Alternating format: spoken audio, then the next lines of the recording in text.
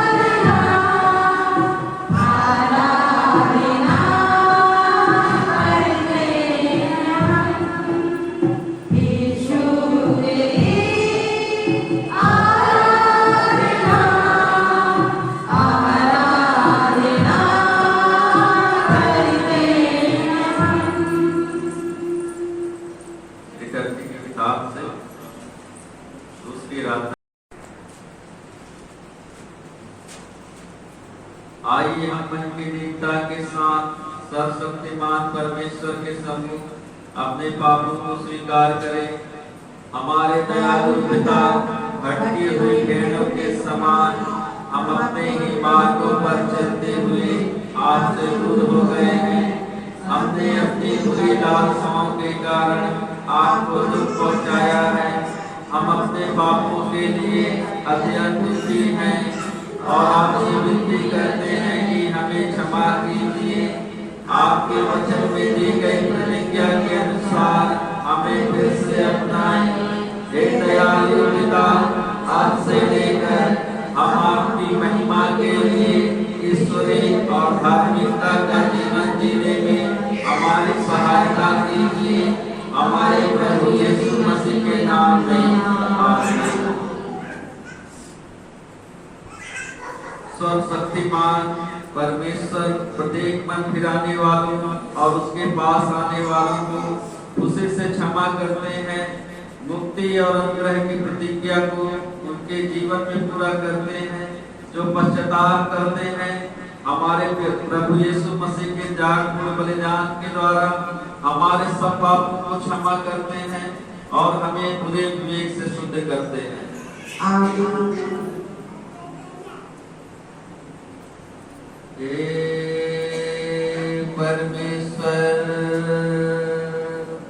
आप पवित्र हैं। हे सर्वशक्तिमान, आप पवित्र हैं। हे अविनाशी परमेश्वर, आप पवित्र हैं। हमारे लिए क्रूस पर बलिदान हुए मसीह प्रभु, हम पर दया कीजिए। हे परमेश्वर, आप पवित्र हैं। हे सर्वशक्तिमान, आप पवित्र हैं। हे अविनाशी परमेश्वर, आप पवित्र हैं। हमारे लिए क्रूस पर बलिदान हुए मसीह प्रभु, हम पर दया कीजिए। हे परमेश्वर, आप पवित्र हैं।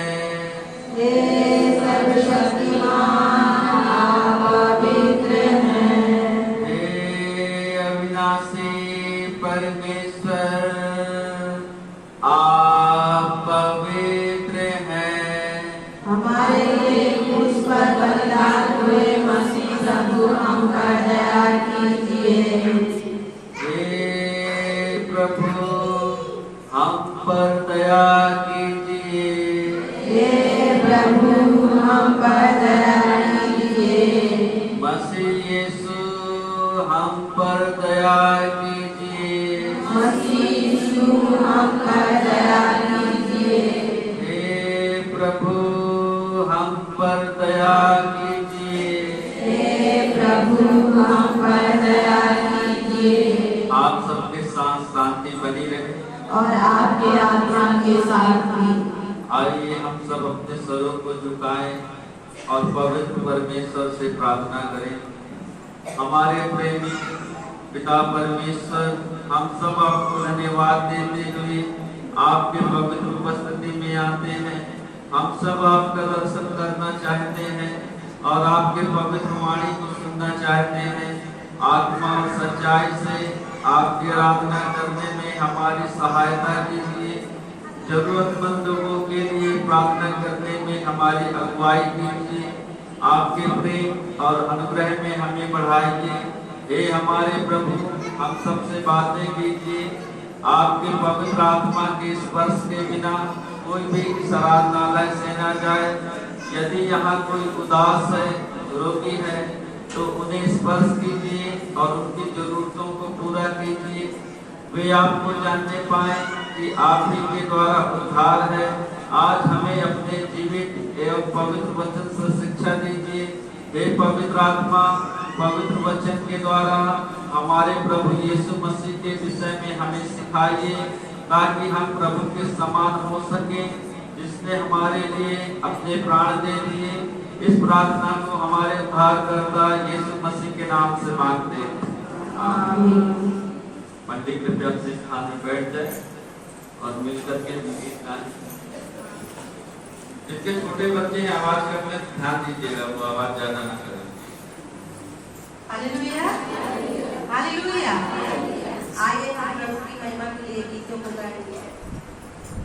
नंबर 5 है, आशीष तुझसे चाहते हैं ईश्वर के पिता हमारे।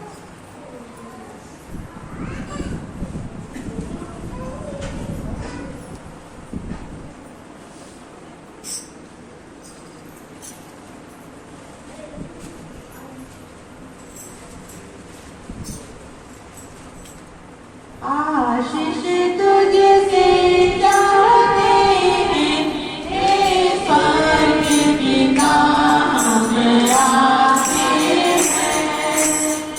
आशीष तुझसे चाहते हैं ईश्वर के पिता हमारा। ना कोई खूबी है ना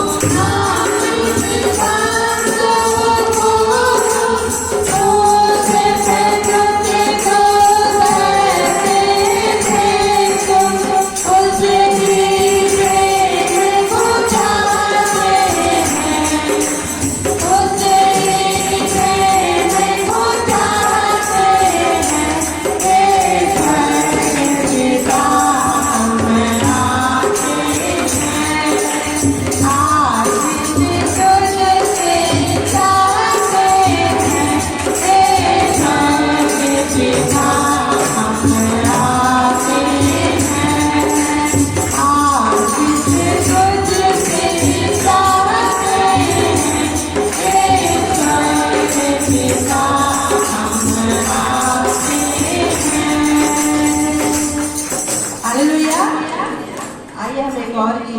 प्रभु की महिमा के लिए गीत नंबर 92 है। यीशु राजा मुक्ति दाता जीवन का दाता, प्यार से आओ मुक्ति पाओ, वो है सबको बुलाता है। आइए ताली बोल बजाते हुए ऊंचे स्वर से प्रभु की महिमा करेंगे। यीशु राजा मोदी राजा जीवन राजा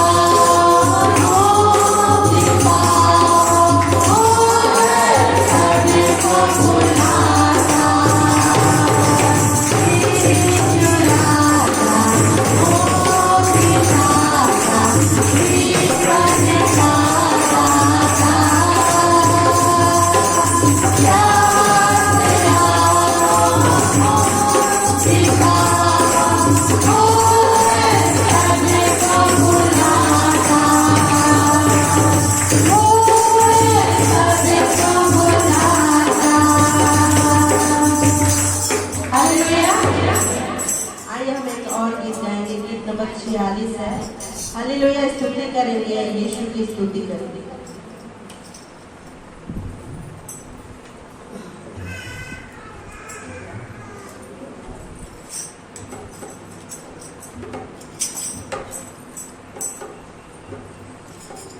गीत नंबर 46 हालेलुया स्तुति करेंगे।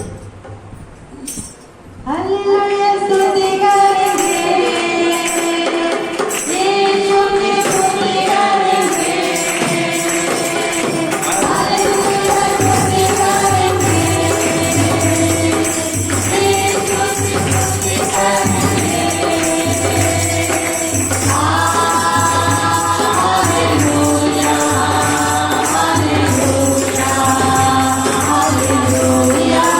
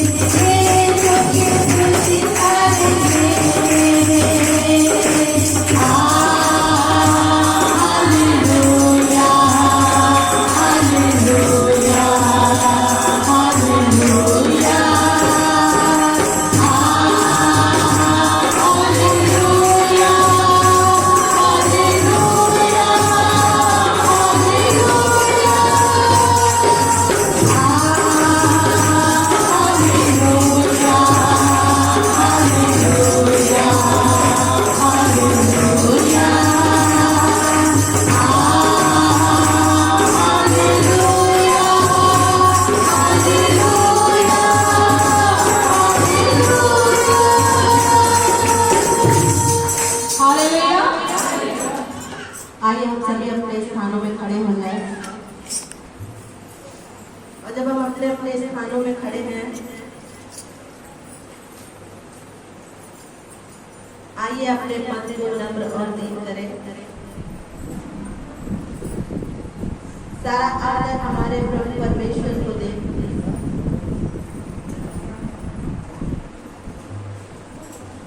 पवित्र आत्मा हमारे प्रभु परमेश्वर का स्वागत करे हमारे बीच में।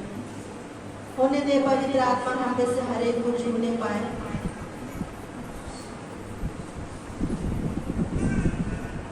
प्रभु हमें अपने सत्य आत्मा से भर दे, अपने सत्य आत्मा का शक्ति प्रदान करें।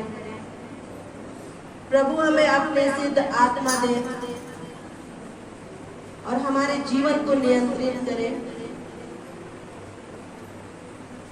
आइए इस गीत को गाते हुए पवित्र आत्मा आ और डेरा कर इस मन मंदिर में आज। प्रेमी आत्मा आ और बस मन में, मुझे तेरी जरूरत आज।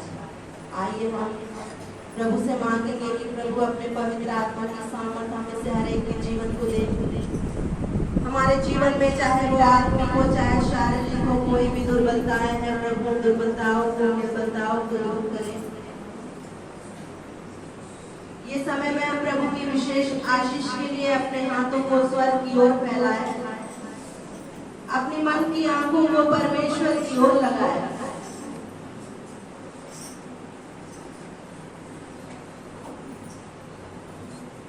प्रभु हमें से हर एक के मन की बातों को, हृदय की बातों को, हमारे दिल में, हमारे दिमाग में, हमारे मन में क्या चल रहा है सब कुछ जानते हैं परमेश्वर। हो सकता है कुछ बातें हो आप एक दूसरे को बता न पाते हो, लेकिन परमेश्वर सब कुछ जानते हैं मेरे प्रियो। यही समय है जब हम परमेश्वर से मांगेंगे कि प्रभु हमें और भी आत्मा में बढ़ने के लिए सहायता करें, हमारे जीवन से निर्बलताओं को, बुराइयों को, समस्याओं को दूर करें। प्रभु हमें अपने सामर्थ से भरे ताकि इस संसार में जब हम चलते हैं हम प्रभु के नाम के लिए एक गवाही ठहरे। हमारा हर एक कार्य, हमारा चलना, उठना, बैठना, फिरना, सुनना, करना सब कुछ प्रभु को माने पाए। आइए इस गीत को गाते हुए अपने अपने जीवन को प्रभु के हाथों में सौंपेंगे, अपने मन को आज के वचन के लिए तैयार करेंगे। प्रार्थना करेंगे कि प्रभु अपने दास के द्वारा हम सभी से बातचीत करें।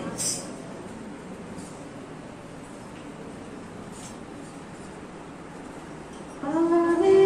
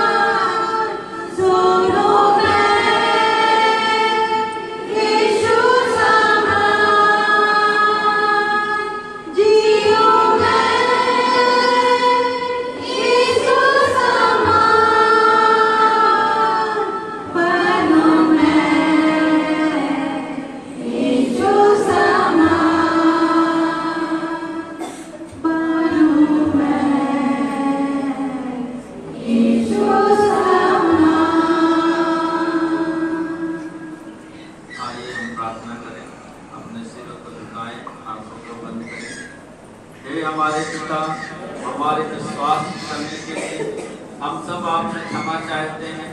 हमारे अहंकार और अभिमान को हमसे दूर कीजिए और हमारे साथ चलने की इच्छा हमें दीजिए और सहायता कीजिए कि हमारे विचार आपके समान हो और हमारी बातें और कर्म आपको प्रसन्न कर सके। आज की आराधना में आपके पवित्र वचन की अगुवाई से हमें नम्र और दीन बनाइए और हम सब मिल करके जो आराधना किए हैं आपकी महिमा को किए हैं परमेश्वर, हमारे आराधना भेंट को आप स्वीकार करें और अपने इकलौते पुत्र प्रभु यीशु मसीह के नाम में हम सबों को आशीष करें। और प्रभु जब हम आपके पवित्र वचनों का पाठ करते हैं आप हमें बुद्धि और समझ प्रदान करें। इस प्रार्थना को हमारे उद्धारकर्ता प्रभु यीशु मसीह के नाम से मांगते हैं, आमीन। मंडली कृपया अपने स्थान में बैठ जाए। और ये मैं एक सर्वशक्तिमान पिता परमेश्वर पर विश्वास करता हूँ, वह स्वर्ग और पृथ्वी का और दृश्य एवं अदृश्य वस्तुओं का करता है, और एक प्रभु यीशु मसीह पर विश्वास करता हूँ, परमेश्वर का एकलौता पुत्र, सर्वयुगों से पहले पिता से उत्पन्न, परमेश्वर से परमेश्वर, ज्योति से ज्योति, सत्य परमेश्वर से सत्य परमेश्वर, कृत नहीं वरन उत्पन्न है। उसका और पिता का तत्व एक है, उसी के द्वारा सब वस्तुएं बनी। हम मनुष्यों के लिए और हमारे उद्धार के लिए वह स्वर्ग से उतर आया, पवित्र आत्मा के सामर्थ्य से वह कुंवारी मरियम से जन्मा और मनुष्य बना। पोंतियुस पिलातुस के शासन में वह हमारे लिए क्रूस पर चढ़ाया गया, उसने दुख भोगा, वह मरा और गाड़ा गया। पवित्र शास्त्र के कथन के अनुसार वह तीसरे दिन जी उठा, वह स्वर्ग पर चढ़ गया और पिता की दाहिनी ओर विराजमान है। वह जीवितों और मृतकों के न्याय करने के लिए महिमा के साथ फिर आएगा और उसके राज्य का कभी अंत न होगा। और मैं पवित्र आत्मा पर विश्वास करता हूँ, जो प्रभु और जीवन दाता है, वह पिता से निकलता है। पिता एवं पुत्र के साथ उसकी आराधना और स्तुति की जाती है। वह नबियों के द्वारा बोला। और मैं एक पवित्र सार्वलौकिक और वृद्धि कलीसिया पर विश्वास करता हूँ। मैं पापों की क्षमा के लिए एक बपतिस्मा को मानता हूँ और मैं मृतकों के पुनरुत्थान और आने वाले युग के जीवन की प्रतीक्षा करता हूँ, आमीन। प्रेमी और दयालु परमेश्वर सच्चे प्रेम और शांति के साथ एक दूसरे का अभिवादन करने में हमारी सहायता करें। प्रभु के प्रेम में आइए हम सब एक दूसरे का अभिवादन करें।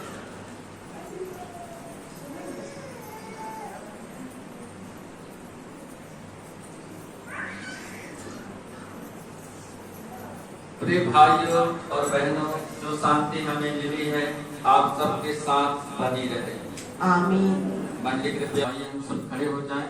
हमारे प्रभु एवं उद्धारकर्ता ने जैसा हमें सिखाया हम दीनतापूर्वक प्रार्थना करें। हे हमारे पिता, आप जो स्वर्ग में हैं, आपका नाम पवित्र माना जाए, आपका राज जाए, आपकी इच्छा जैसे स्वर्ग में पूरी होती है वैसे इस पृथ्वी पर भी हो। हमारे दिन भर की रोटी आज हमें दे, और इस प्रकार हमने अपने अपराधियों को क्षमा किया है वैसे ही आप हमारे अपराधों को क्षमा करें और हमें परीक्षा में न लाएं परंतु बुराई से बचाएं, क्योंकि राज, पराक्रम और महिमा सदा आपका ही है, आमीन। मेरे प्रिय भाइयों और बहनों, पिता परमेश्वर का प्रेम, इकलौते पुत्र यीशु मसीह का अनुग्रह, पवित्र आत्मा की सहभागिता और नित्य उपस्थिति आप सबके साथ अब से लेकर हमेशा तक होती रहे, और आपकी आत्मा के साथ भी। मंडली कृपया अपने स्थान में बैठ जाए। आज का जो विषय है वो है परमेश्वर की सहनशील दया का प्रत्युत्तर देना। हम सब जानते हैं कि परमेश्वर दयालु और विलंब से क्रोध करने वाला है, और यदि पुराने नियम में जैसा परमेश्वर का स्वभाव था, यदि अब भी होता तो हम में से आज बहुत सारे इस दुनिया में नहीं होते। जिस प्रकार परमेश्वर पुराने नियम में दंड दे देता था, तुरंत एक्शन ले लेता था और लोग उस दुनिया को छोड़ करके चले जाते थे, लेकिन अभी प्रभु यीशु मसीह के द्वारा और पवित्र आत्मा के द्वारा हमें अनुग्रह का समय है। परमेश्वर धीरज धर के बैठा है और हम सबको मन फिराने के लिए, पश्चाताप करने के लिए अवसर दिया है, ताकि हम जो उसके पुत्र में जीवन है, अनंत जीवन है, उसको प्राप्त कर सके। तो आज का जो मैं टॉपिक है परमेश्वर के वचन से, वो है परमेश्वर की सहनशील दया का प्रत्युत्तर हमें देना चाहिए। परमेश्वर यदि दयावान है, कृपाशील है, तो उसके जवाब में हमें क्या करने की जरूरत है। ठीक है, तो पहला जो बात है वो है परमेश्वर हमें सभी पापों से शुद्ध करना चाहता है। यशायाह का किताब 1 अध्याय 15 से 20 तक कोई निकाल लीजिए। परमेश्वर हमारे सभी पापों से हमें शुद्ध करना चाहते हैं। हम सब मनुष्य लोग क्या है, पापी हैं। हमसे जाने अनजाने में हर दिन पाप होता है, कोई छोटा पाप होता है, कोई बड़ा पाप होता है। और क्योंकि परमेश्वर पवित्र है और परमेश्वर हमसे संगति करना चाहता है, लेकिन हमारे जीवन में जो पाप है, जो अपराध है, उसके कारण परमेश्वर हमसे संगति नहीं कर पाता है। इसलिए परमेश्वर चाहता है कि हमारे पापों से परमेश्वर हमको शुद्ध करे, क्योंकि हम अपने द्वारा अपने पापों से शुद्ध नहीं हो सकते हैं। कई बार हम कोशिश करते हैं लेकिन हम असफल हो जाते हैं। यशायाह 1 अध्याय 15 से 20 तक मैं पढ़ रहा हूं आप लोग के सामने। जब तुम मेरी ओर हाथ फैलाओ तब मैं तुमसे मुख फेर लूंगा, क्योंकि तुम कितनी भी प्रार्थना क्यों ना करो तो भी मैं तुम्हारी ना सुनूंगा, क्योंकि तुम्हारे हाथ खून से भरे हैं। अपने हाथ अपने को धोकर पवित्र करो और मेरी आंखों के सामने अपने बुरे कामों को दूर करो। भविष्य में बुराई करना छोड़ दो, भलाई करना सीखो, यत्न से न्याय करो, उपद्रवी को सुधारो, अनाथ का न्याय चुकाओ, विधवा का मुकदमा लड़ो। यहोवा कहता है, आओ हम आपस में वाद विवाद करें। तुम्हारे पाप चाहे लाल रंग के हो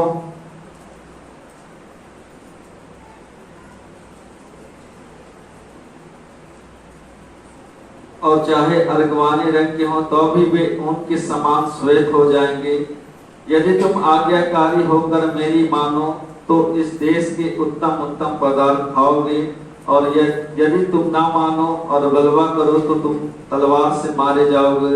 यहोवा का यही वचन है। परमेश्वर का वचन बताता है कि जब हम परमेश्वर से प्रार्थना करने के लिए अपने हाथों को फैलाते हैं, परमेश्वर का वचन बताता है मैं तुम्हारी प्रार्थनाओं को नहीं सुनूंगा और मैं तुम्हारी ओर से अपने मुख को फेर लूंगा। उसका कारण क्या है?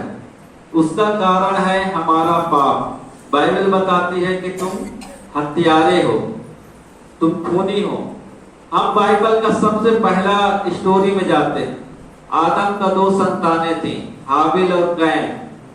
और कैन जो था उसका काम बुरा था और हाबिल का काम अच्छा था, धर्मी काम था। तो उस जलन के वजह से कैन ने क्या किया, हाबिल को मार दिया। और परमेश्वर ने पूछा कि तुम्हारा भाई कहाँ है? तो बोला मुझे क्या पता कहाँ है, जबकि उसको मार दिया था। आज हम लोग भी हत्यारे हैं। बाइबल के अनुसार हम सब हत्यारे हैं।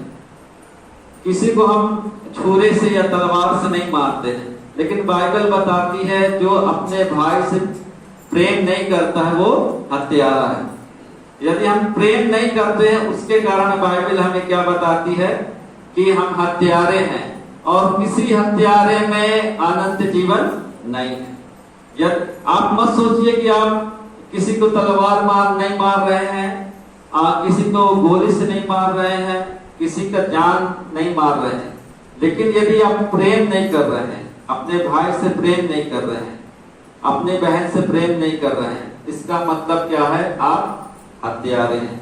और यदि हम हत्यारे हैं तो हमारी प्रार्थनाओं को परमेश्वर नहीं सुनेगा। उसके लिए हमें करना क्या पड़ेगा? जिस प्रकार से प्रभु यीशु मसीह ने अपने सताने वालों के साथ में अच्छा व्यवहार किया और उनसे प्रेम किया, और उसी प्रकार से हमें भी लोगों को प्रेम करना पड़ेगा। दूसरों को प्रेम आप बाद में करिए, पहले आपके घर में जो है उन लोगों को प्रेम करना आप सीखिए। दूर के व्यक्ति को प्रेम करना बहुत आसान रहता है, क्योंकि आप कभी कभी मिलते हैं उससे, और घर का व्यक्ति रोज मिलता है आपसे, तो मुश्किल हो जाता है घर का व्यक्ति को प्रेम करना। लेकिन बाइबल बताती है कि आप अपने भाई से, अपने बहन से, अपने परिवार से प्रेम करना चाहिए। आज समस्या कहाँ है? आज आप देखिए, लोग अपने घर में ही परेशान हैं। बाप का बेटे से नहीं पड़ता है, पति का पत्नी से नहीं पड़ता है, बेटी का माँ से नहीं पड़ता है, बहू का सास से नहीं पड़ता है। तो हमें क्या करना पड़ेगा? पहले हमें अपने परिवार के लोगों को प्रेम करना पड़ेगा, ताकि परमेश्वर हमारी प्रार्थनाओं को सुने और हमारे तरफ अपना चेहरा करके रखे रहे। अपने को पवित्र करो, मेरी आंखों के सामने अपने बुरे कामों को दूर करो, भविष्य में बुराई करना छोड़ दो। परमेश्वर बार बार कहता है कि अपने आप को पवित्र करो। हम कई बार बाइबल पढ़ना शुरू कर देते हैं, आराधना प्रार्थना करना शुरू करते हैं, लेकिन हम पवित्रता की ओर ध्यान नहीं दे पाते, और ना तो बहुत सारी कलीसियाओं में पवित्रता के विषय में बताया जाता है। आपको ताज्जुब होगा, जिन कॉलोनियों में 3 पीढ़ी 4 पीढ़ी से लोग मसीह हैं, वहां जाकर के आप देखो, लोग दारू गांजा पीते हुए मिलेंगे, नशा करते हुए मिलेंगे। एक आदमी 3 पत्नी को रखा हुआ मिलेगा। कारण क्या है? उन्होंने पवित्रता की तरफ ध्यान नहीं दिया है। तो परमेश्वर महापवित्र परमेश्वर है, और यदि आप चाहते हैं कि आपकी प्रार्थनाओं को परमेश्वर सुने, आपके पापों की क्षमा हो, तो हमें पवित्र बनना पड़ेगा। जीवन के हर क्षेत्र में पवित्र बनना पड़ेगा। हमारा काम पवित्रता से परिपूर्ण होना चाहिए, हमारा बात करने का ढंग पवित्रता पूर्ण होना चाहिए, हमारा व्यवहार पवित्रता पूर्ण होना चाहिए, मतलब शुद्ध होना चाहिए। उसमें किसी प्रकार का कपट या मिलावट नहीं होना चाहिए। यदि आप मजदूर हैं, कई मजदूर लोग क्या करते हैं, मसाला ज्यादा बन गया, ठीक है, और देखेंगे 4:30 बज गया तो मसाला को बाद में मिला के चले जाएंगे, वो घर मालिक का नुकसान हो जाएगा। तो ऐसे करके आप अपने काम में अपवित्र कर रहे हो, अपने काम के द्वारा परमेश्वर को अपवित्र कर रहे हो।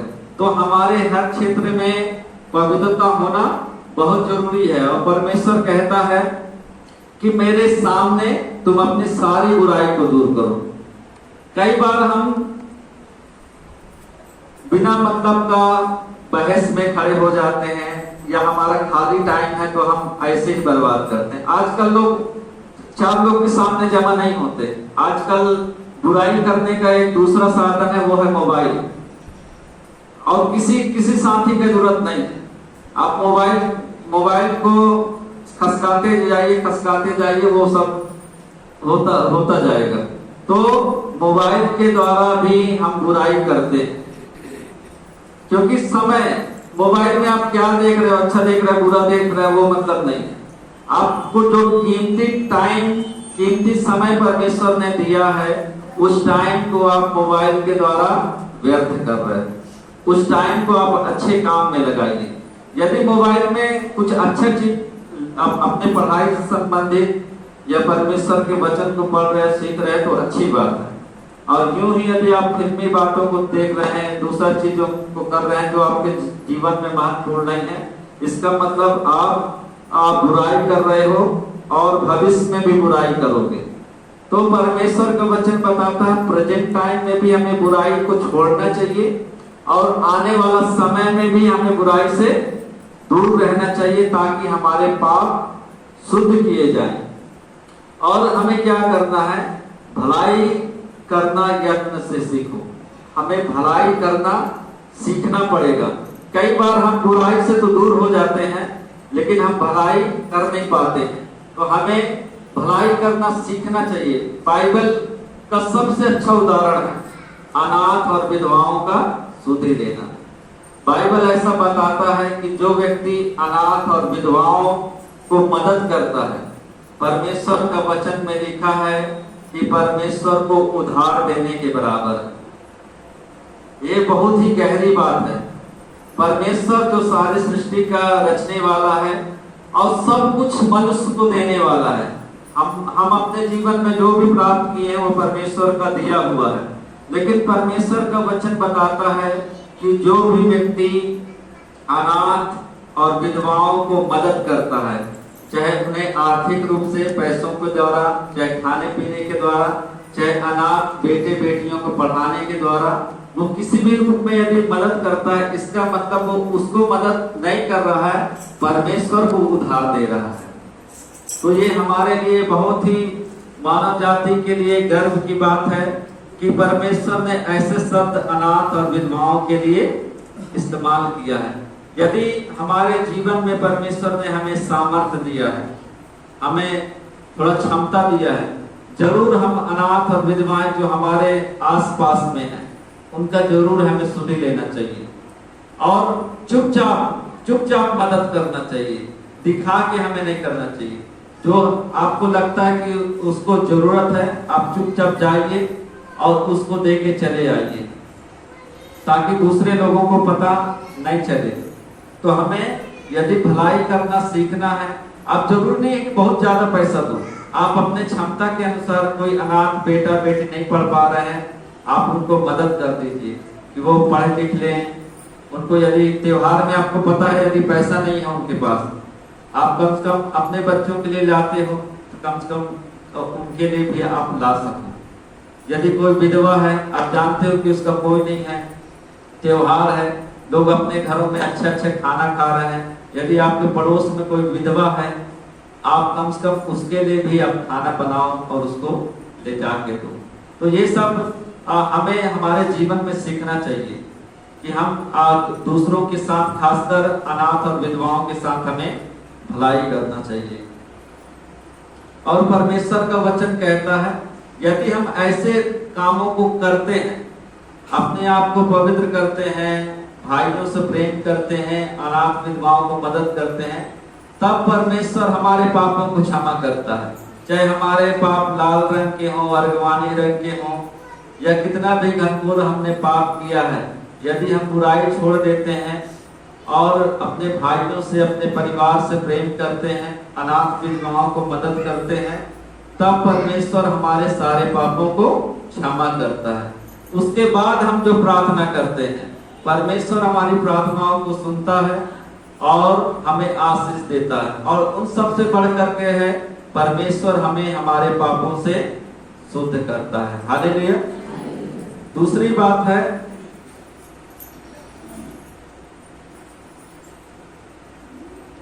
उद्धार के लिए हमें परमेश्वर से प्रेम करना चाहिए। हमारा जो उद्धार है वो परमेश्वर के हाथ में है और हम अपना उद्धार स्वयं कर नहीं सकते। हम मनुष्य हमेशा पाप करते हैं और कई बार हम कोशिश करते हैं। हम लोग एक दिन में कम से कम जाने अनजाने कितना पाप कर देते हैं, 3 पाप कर देते होंगे। कहीं कुछ बुरा सोच लेते हैं, या किसी को मुंह से कुछ बोल दिए, और या अपने कार्य के द्वारा बुरा काम कर देते हैं। तो जाने अनजाने में हमसे एक दिन में 3 पाप हो जाता है। साल भर में यदि आप जोड़ोगे तो 1000 से ज्यादा हो जाता है। ठीक है, 365 दिन का एक साल होता है, 365 गुणे 3 करेंगे तो 1000 से ऊपर हो जाएगा। लेकिन आप लोग शुक्रवार को, इतवार को, और जब उपवास का सीजन आता, लैंड सीजन, उस समय हो सकता ना करते होंगे, तो उन सबको काट दोगे, छांट दोगे तो 1000 कम से कम हो जाएगा। यदि हम 60 साल या 70 साल जीते हैं तो 70,000 पाप हो जाता है या 60,000 पाप हो जाता है। इस पाप को लेकर के हम परमेश्वर के पास जा पाएंगे? नहीं जा पाएंगे। क्यों नहीं जा पाएंगे? क्योंकि वो महापवित्र परमेश्वर है। मान लीजिए एक उदाहरण देके मैं बताता हूँ। ठीक है, ये मान लीजिए मैं हूँ। ठीक है, ये मैं हूँ और ये परमेश्वर है। अभी हाथ ही है लेकिन मानना है आपको, ठीक है, कि ये मैं हूं और ये परमेश्वर है और ये मेरे जीवन का रिकॉर्ड बुक है। इसमें मेरा अच्छा काम भी है, बुरा काम भी है, जो मैं जन्म से लेकर के जब मैं मरूंगा तब तक का पूरा रिकॉर्ड है इसमें, ठीक है। तो अच्छा बुरा काम पूरा है और ये मेरे पूरे व्यक्तित्व को दर्शाता है, मुझको और मेरा पूरा स्वभाव को दर्शाता है। और परमेश्वर महापवित्र है। परमेश्वर कई बार चाहता है कि मैं मनुष्य आकर के संबंध स्थापित करूं, मैं मनुष्य के साथ मिलूं, लेकिन बीच में हमारा पाप आ जाता है। पाप के कारण परमेश्वर संबंध बना नहीं पाता है। इसलिए परमेश्वर ने अपने पुत्र यीशु मसीह को भेजा। उन्होंने देह धारण कर करके और मनुष्य के रूप में इस संसार में आ गया। और पवित्र शास्त्र बाइबल में लिखा है कि हम तो सब के सब भेड़ के समान भटक गए थे और हम सब ने अपना अपना मार्ग ले लिया, परंतु परमेश्वर ने हम सभी के अधर्म का बोझ उसी पर लाद दिया। किस पर लाद दिया? यीशु मसीह पर लाद दिया। और अभी हम लोग क्या हो गए? पवित्र हो गए। यीशु मसीह के ऊपर पाप लाद दिया और यीशु मसीह हमारे पापों को लेकर के क्रूस पर मर गए। और मरने से पहले उन्होंने एक शब्द कहा था, पूरा हुआ। इसका मतलब मानव जाति के पाप का दंड का जो भी मूल्य था, कीमत था, उसको यीशु मसीह ने क्रूस पर चढ़ा दिया। और यीशु मसीह मृतकों में से जीवित होकर के स्वर्ग में परमेश्वर की दाहिनी ओर में विराजमान है। और यीशु मसीह जब तक इस संसार में थे किसी प्रकार का पाप नहीं किए थे और स्वर्ग से वो लोगों को अनंत जीवन दे रहे हैं, उनके पास अनंत जीवन है। तो हमें हमारे परमेश्वर को उद्धार के लिए धन्यवाद देना चाहिए, क्योंकि उद्धार हम अपने से कर नहीं पाते। हम कितना भी अच्छा काम करते हैं, यदि हमसे एक काम गड़बड़ हो जाता है तो सारा काम बेकार हो जाता है। यदि हमें हमारे कामों के द्वारा परमेश्वर के पास जाना पड़ेगा तो 100% हमें सिद्ध होना पड़ेगा, क्योंकि परमेश्वर सिद्ध है। लेकिन हम सिद्ध कभी हो ही नहीं पाते। 10 काम यदि हमको करने जाएंगे तो उसमें से एक काम जरूर गड़बड़ हो जाएगा, जो हमारे 9 काम को भी गड़बड़ कर देता है। उदाहरण के लिए मान लीजिए कोई आपके घर में आता है और आप उसको जूस बना के देना है, गर्मी का समय, रस घोर के देना है।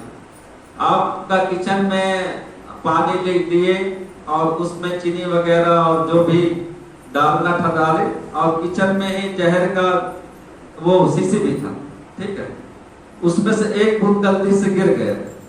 अब क्या ले जाके उस व्यक्ति को आप पानी दोगे? कहे नहीं दोगे, क्योंकि वो पानी जो था भले कितना साफ था, शुद्ध था, उसमें अच्छी अच्छी चीजें डाली थी, लेकिन एक बूंद जहर गिरने से वो पूरा पानी कितना क्या हो गया? जहर हो गया। उसी प्रकार हमारा अच्छा कार्य, हम बहुत अच्छा कार्य करने के लिए सोचते हैं, लेकिन एक जो बुरा कार्य है पूरा हमारे अच्छे कार्य को बेकार कर देता है, और जो हम सिद्धता की ओर बढ़ते हैं वो हमारी सिद्धता को समाप्त कर देता है। इसलिए हमें हमारे जीवन से परमेश्वर को धन्यवाद देना चाहिए कि उन्होंने अपने इकलौते पुत्र यीशु को इस संसार में भेजा, और हमारे उद्धार का कारण वही है। हालेलुया। तीसरी बात मैं आप लोगों को बताना चाहता हूं, सभी प्रकार के बुराई से अलग रहें। ये संसार बुराई से भरा हुआ है और हमें एक बुराई से अलग नहीं होना है, सभी बुराई से अलग होना है।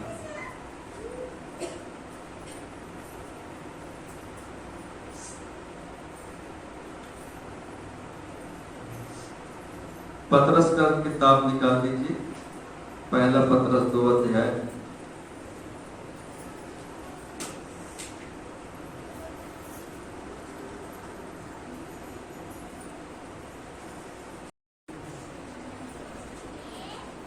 इसमें लिखा है, पहला पतरस 2 अध्याय, इसलिए सब प्रकार का बैर भाव और छल और कपट और दान और निंदा दूर करके नए जन्मे हुए बच्चे के समान निर्मल आत्मिक दूध की लालसा करो, ताकि उसके द्वारा उद्धार पाने के लिए बढ़ते जाओ।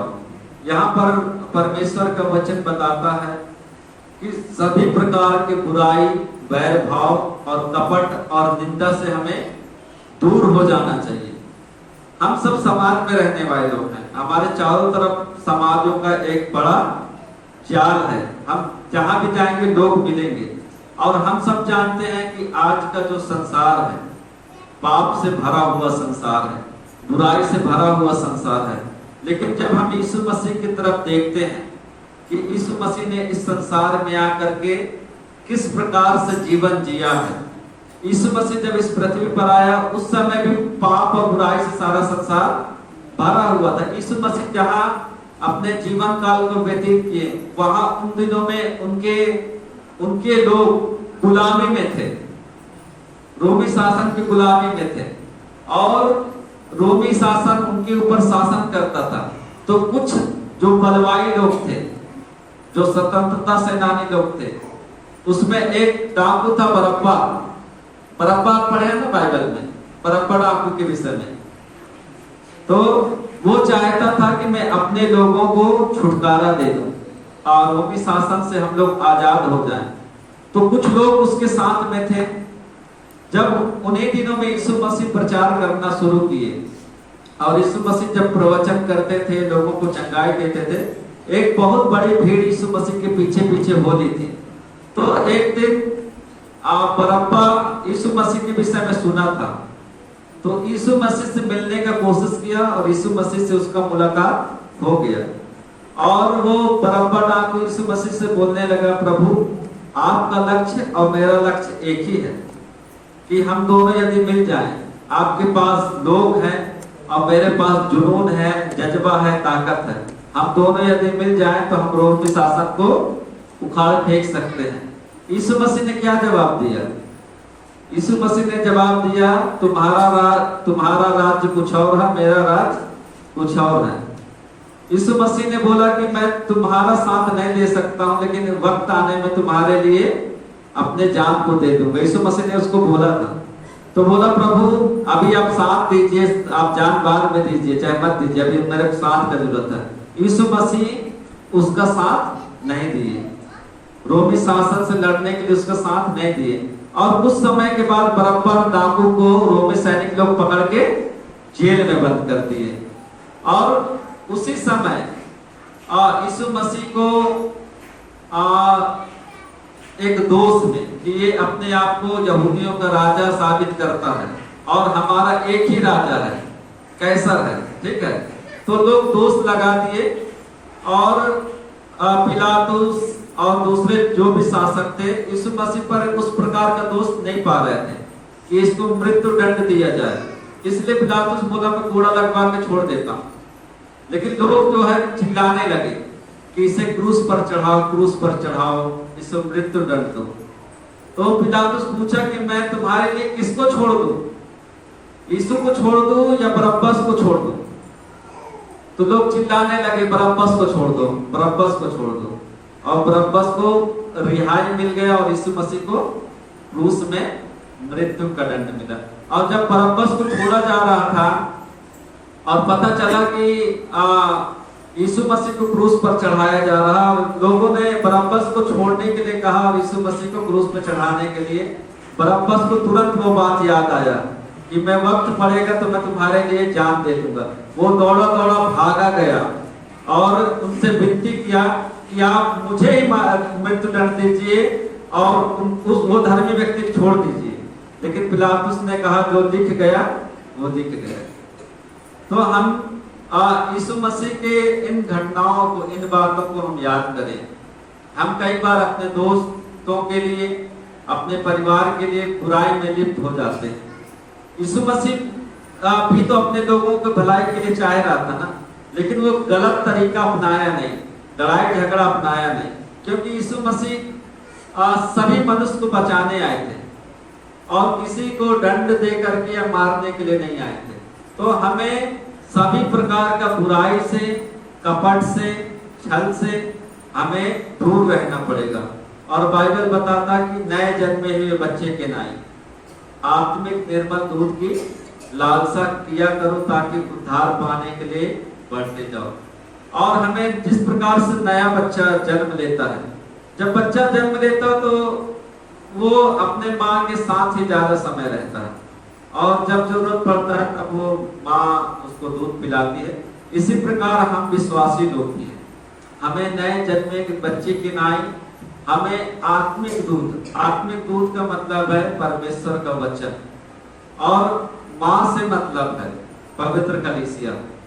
ठीक है, हमें ये दो चीज बहुत महत्वपूर्ण है। एक है हमारे लिए पवित्र बाइबल, और दूसरा जो हमारे माँ के जैसे है वो है पवित्र कलीसिया। बहुत सारे लोग जो कलीसिया को महत्व नहीं देते हैं, ठीक है, कलीसिया को महत्व नहीं देते हैं, बोलते हैं सब कुछ बाइबल है, बाइबल ही सब कुछ है। लेकिन आपको पता होना चाहिए कि चेले लोग जो बाइबल को लिखे हैं वो कलीसिया के लिए लिखे हैं।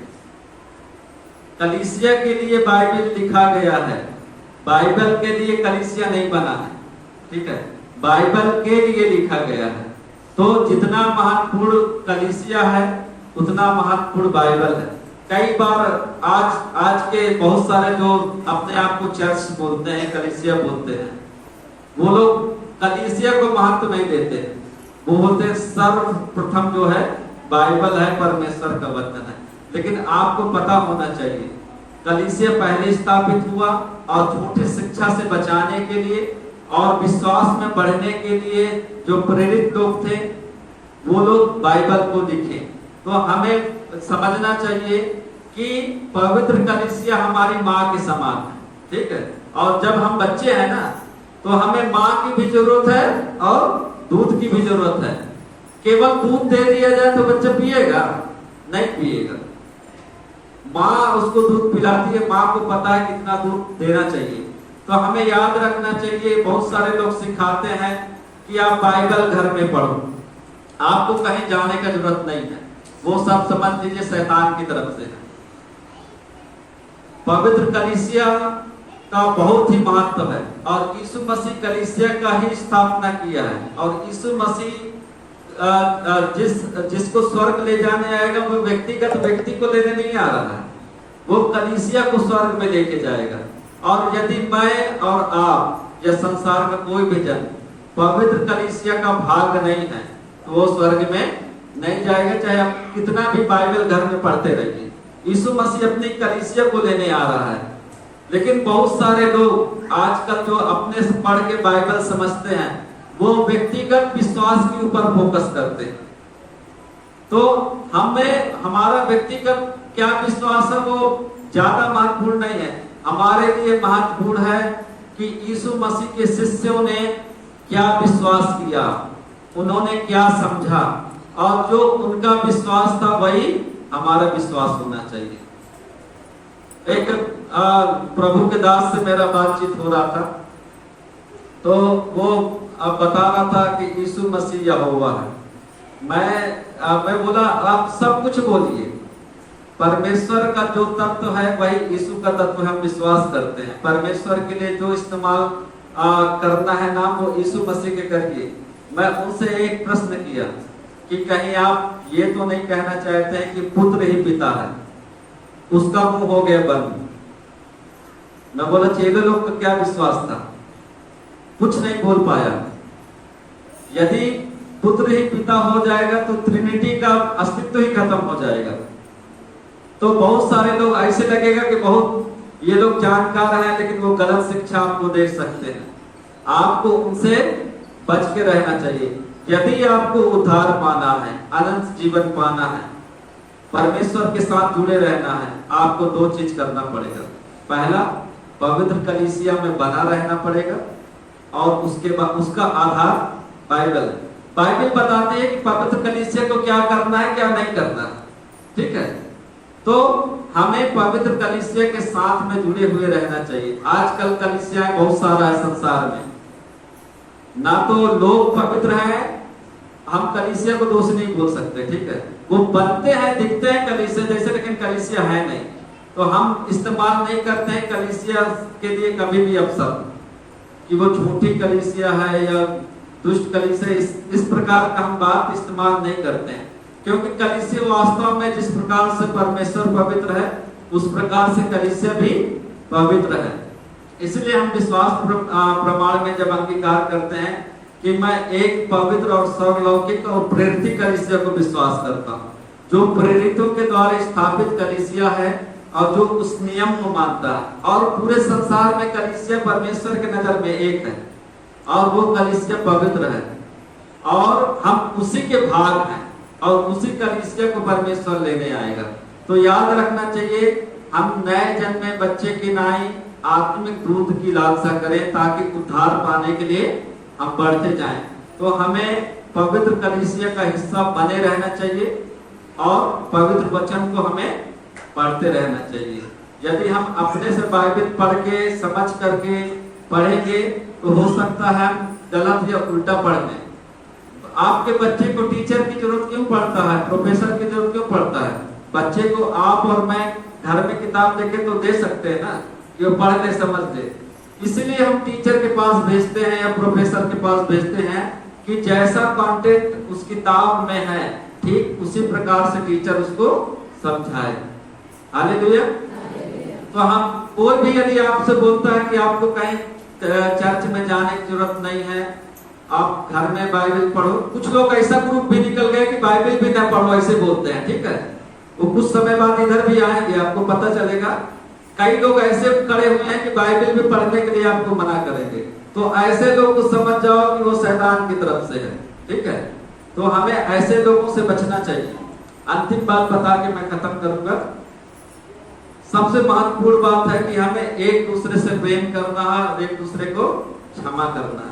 यीशु मसीह भी यही सिखाया था, अपने शिष्यों को यही सिखाया था कि एक दूसरे से प्रेम करो और एक दूसरे को क्षमा करो।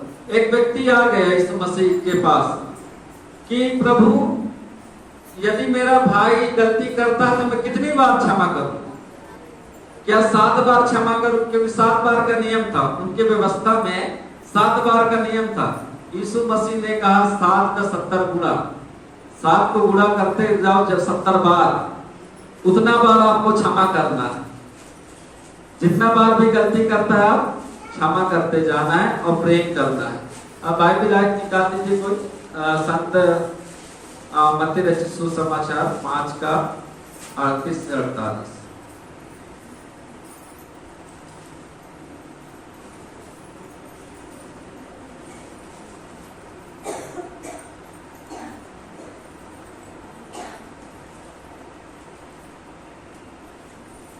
इसमें लिखा हो, पुराना नियम का बात लिखा हुआ, व्यवस्था का किताब का बात लिखा। तुम सुन चुके हो कि कहा गया था आंख के बदले और दान के बदले दान। जब परमेश्वर मूसा के द्वारा नियम विधान या व्यवस्था दिया था तो बोला था कि यदि कोई किसी का आंख फोड़ देता है या दांत तोड़ देता है तो जैसा उसने दूसरे के साथ किया है वैसा उसके साथ भी करना चाहिए। ये विधान था पुराने नियम में। और परंतु यीशु मसीह ने कहा, परंतु मैं तुमसे यह कहता हूं बुरे का सामना ना करना, परंतु जो कोई तेरे दाहिने गाल पर थप्पड़ मारे उसकी ओर दूसरा भी फेर देना। पर पुराना नियम में यह सिखाया गया था कि यदि कोई किसी का जो भी नुकसान करता है, आंख हो, दांत हो, हाथ हो, पैर हो, उसके साथ वैसा ही किया जाना चाहिए। यहाँ तक कि जानवर के लिए भी दिया था। जानवर जब मार देता था तो उसके लिए भी नियम था, ठीक है। तो यीशु मसीह ने कहा लेकिन मैं तुमसे कहता हूं यदि कोई तुम्हारे दाहिने गाल पे थप्पड़ मारे तो दूसरा भी आप फेर देना। ये यीशु मसीह की शिक्षा थी। इसका मतलब है यीशु मसीह हमें लोगों से प्रेम करने के लिए बोल रहे हैं। और इसमें लिखा है यदि कोई बेकार में आपको 1 कोस ले जाता है, अब मैं कोस को कितना किलोमीटर होता है मैंने जानता हूँ, ठीक है। 1 कोस कितना 3 किलोमीटर होता है।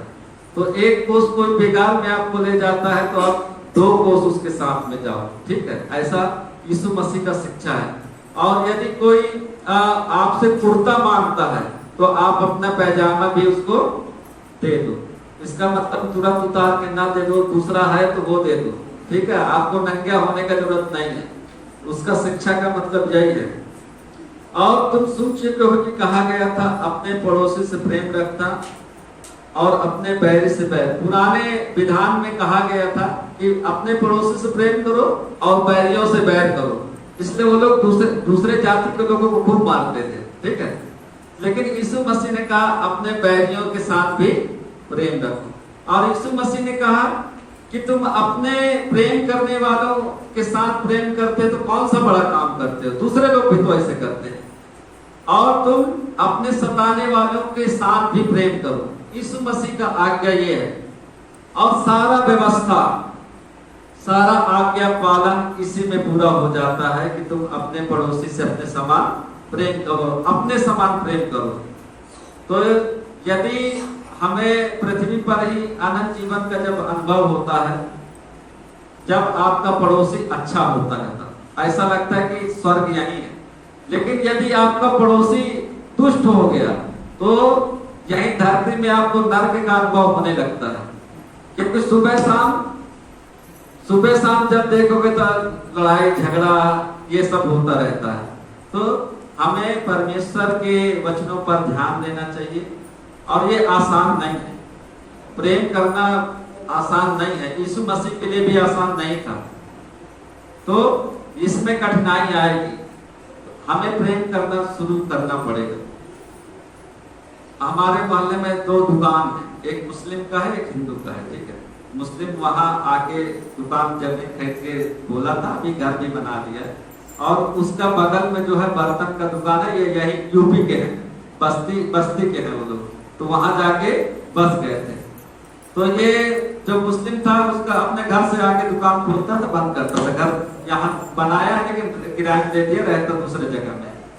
तो रोज सवेरे जब दुकान खोलता था तो जो घर का कचरा है वो उसके दुकान के पास ही फेंक देता था ये पड़ोसी। तो एक परेशान था, लेकिन वो कभी भी कुछ बोला नहीं, वो उठा के फेंक देता था। मतलब उनको जानता था कि यही फेंक रहा है, दूसरा कोई थोड़ी फेंकेगा। लेकिन वो कभी भी लड़ाई नहीं किया, वो कचरा को चुपचाप, जैसे दुकान के सामने झाड़ू लगाता था तो वो कचरे को भी फेंक देता था। तो हम लोग वहां जाते थे, दुकान खोलने से पहले पहुंच जाते थे। वो हम लोग का अड्डा है, अभी भी अड्डा है, अभी भी जाने से वो हम लोग का अड्डा है बैठने का। और वो कुछ नहीं बोला। हम लोग बोलते थे कि आप कुछ बोलिए भाई, मना करो, तो बोला कोई फायदा नहीं, फेंकते ना, फेंकने से उसको खुशी मिलता था, फेंकने दो। तो वहां बाइबल का मुझे एक आयत याद आता है। बाइबल बताती है बुराई से न हारो परंतु भलाई से बुराई को जीत लो। तो हमें बुराई से नहीं हारना चाहिए, ठीक है। हमें उसको भलाई के द्वारा जीतने का कोशिश करना चाहिए। जब वो कई बार फेंका होगा और जब वो तो जानबूझ के उकसा रहा ना लड़ाई झगड़ा करने के लिए, लेकिन वो जब नहीं डरा तो हो सकता है वो फेंकते फेंकते भी अपने आप में शर्मिंदा हो गया होगा कि मैं गलत कर रहा हूं। तो हमारे जीवन में भी ऐसा करना पड़ेगा। यीशु मसीह भी बुराई से हारा नहीं है, बुराई को भलाई में जीत लिया है। एक औरत को पकड़ के लेके आए थे लोग वेश्यावृत्ति करते हुए, और मूसा का विधान के अनुसार, कानून के अनुसार जो देह व्यापार करते हुए पकड़ा जाता था उसको पत्थर फेंक फेंक के मार दिया जाता। उसको छूने से भी लोग अपवित्र हो जाते, इसलिए पत्थर से मारने का नियम था। तो लोग पकड़ लेकर के आए कि प्रभु आप मूसा के व्यवस्था के अनुसार तो बता रहा है कि इसको पथरवा करके मार डालें, अभी आप क्या कहते हैं? यीशु मसीह को परीक्षा करने के लिए कि आप क्या कहते हैं। तो यीशु मसीह बोला तुम में से जो कभी कोई पाप नहीं किया वही पहला पत्थर मारे। यीशु मसीह मना नहीं किया कि पत्थर ना मारो इसको, लेकिन यीशु मसीह ने कहा जो आज तक पाप नहीं किया है वही इसको पहला पत्थर मारे। इतना बोल करके नीचे लिखने लगी। और लोग सोच रहे थे यीशु मसीह हमारा पाप लिख रहा है कि हमने जीवन में क्या क्या किया है। तो सारे पत्थर लोग छोड़ करके चले गए। यीशु मसीह ने ये नहीं कहा था कि जो कभी भी दूसरे औरत के साथ शारीरिक संबंध नहीं बनाया वही पत्थर मारे। यीशु मसीह ने कहा जो पाप नहीं किया वही पत्थर मारेगा। मना नहीं किया पत्थर मारने से, नहीं किया हो तो मारो आप, लेकिन कोई भी व्यक्ति पत्थर नहीं मारा।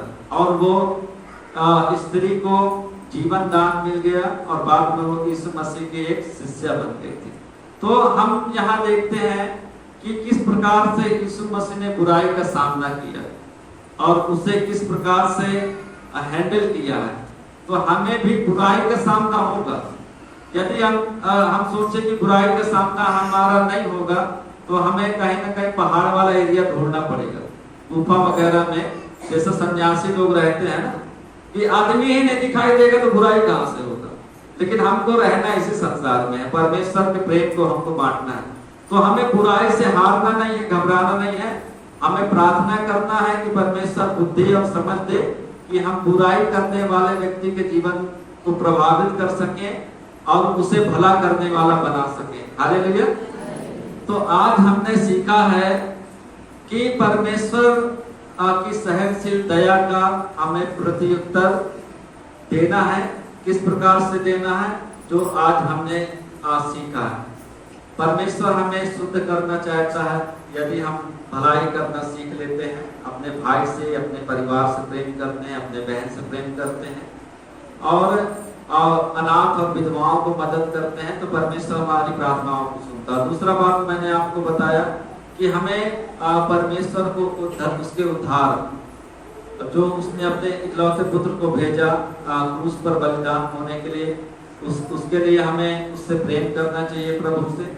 और तीसरी बात हमने सीखा कि हमें सब प्रकार का बुराई से अलग रहना चाहिए और उसके लिए हमें क्या करना पड़ेगा, हमें पवित्र कलीसिया में बना रहना चाहिए और उसका आधार जो पवित्र वचन है उसका आज्ञा मानना चाहिए। और चौथी और अंतिम बात मैं बताया कि हमें एक दूसरे के पाप को क्षमा करना चाहिए, एक दूसरे के अपराध को क्षमा करना चाहिए और हमें एक दूसरे से प्रेम करना चाहिए। इन बातों को के द्वारा परमेश्वर आपको आशीष करे। आइए हम खड़े हो जाएं, प्रार्थना करें। परमेश्वर पिता, हम सब आपको धन्यवाद देते हैं कि आपका पवित्र वचन हमें अधिक यीशु मसीह के स्वरूप में परिवर्तित करता है। कृपया हमारी सहायता कीजिए कि हम आपके वचन के सुनने वाले ही नहीं बल्कि उस पर चलने वाले बन सकें। और आज हमने सीखा है प्रभु कि परमेश्वर आप दयालु और सहनशील और विलंब से क्रोध करने वाले परमेश्वर हैं, जबकि आप अपने पुत्र के द्वारा हम पर अनुग्रह किए हैं और हमें ये अवसर दिया है कि हम अपने पापों की क्षमा आपके पुत्र के द्वारा प्राप्त कर सके और आपके पुत्र की समानता में, उनकी पवित्रता में बदलते जाए परमेश्वर। और प्रभु यहाँ पर बैठे एक एक जन के लिए हम धन्यवाद देते हैं। आज का वचन, आज का पाठ हमारे जीवनों को बदलने पाए और प्रभु हम लोगों से और संसार से प्रेम कर सके, अनाथ और विधवाओं की सुधि ले सके और अपने परिवार, अपने भाई बहन, अपने माता पिता से हम प्रेम करें और समस्त संसार को हम आपके बेटे बेटी के रूप में, अपने भाई बहन के रूप में प्रेम कर सकें और हम बुराई से ना डरें और ना हारे, परंतु भलाई से आप बुराई को जीत दें। प्रभु हम धन्यवाद देते हैं और सारा आदर महिमा आपको देते हुए प्रार्थना यीशु मसीह के नाम से मांगते हैं, आमीन। परमेश्वर की शांति जो समझ से बिल्कुल परे है, आपके हृदय और आपके विचारों को यीशु मसीह में सुरक्षित रखे। पवित्र आत्मा आपके समस्त मार्गों में सदा तक अगुवाई करे तथा आपको सुरक्षित रखे, आमीन।